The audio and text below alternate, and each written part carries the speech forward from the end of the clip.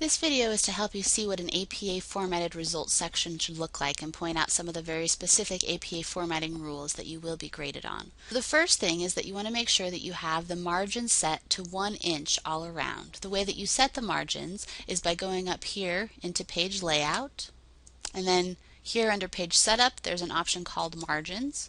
And very nicely, one of them is set to be 1 inch, 1 inch, 1 inch, 1 inch, and that's the one that you want to go ahead and pick.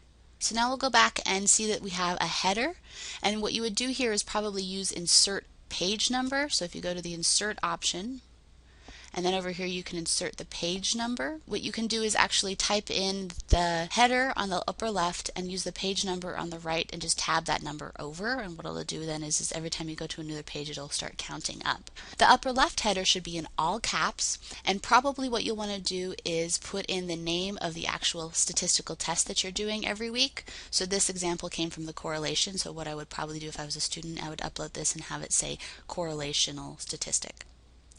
Then the first thing on the actual page is the centered results, and you want this to be capitalized as normal, not in all caps like this had been, and it should be bolded. The whole document should be double spaced. It should also be 12 point Times New Roman as a font choice. Then you're going to go ahead and put in this internal header, which is just the statistical test. This is a practice because at the end of the semester we'll be compiling all of this into one document, and you'll need headers to differentiate the tests. But each week it'll seem silly because there's only going to be one test. So what we do now is we start actually writing our results. So what you'll see is if you go to the end of this first paragraph, you see a statement here that's got some numbers at the end that look like what you're supposed to be writing as the APA formatted sentence.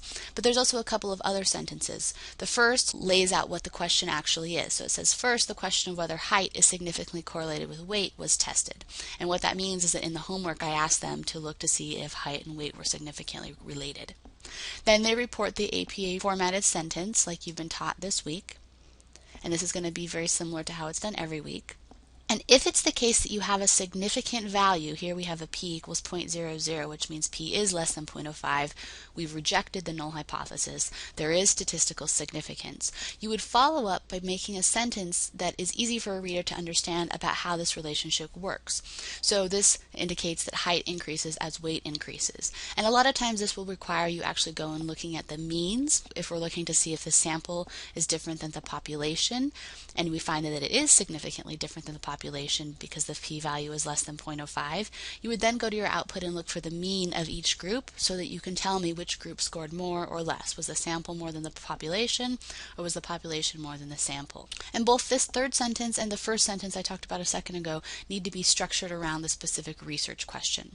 If you note in the second paragraph here, they set up the question, then they give you the output sentence, but here there's not a third follow-up sentence because this p-value is not less than 0.05. They've retained the null hypothesis, and if there's no statistical significance, then there's really nothing to describe.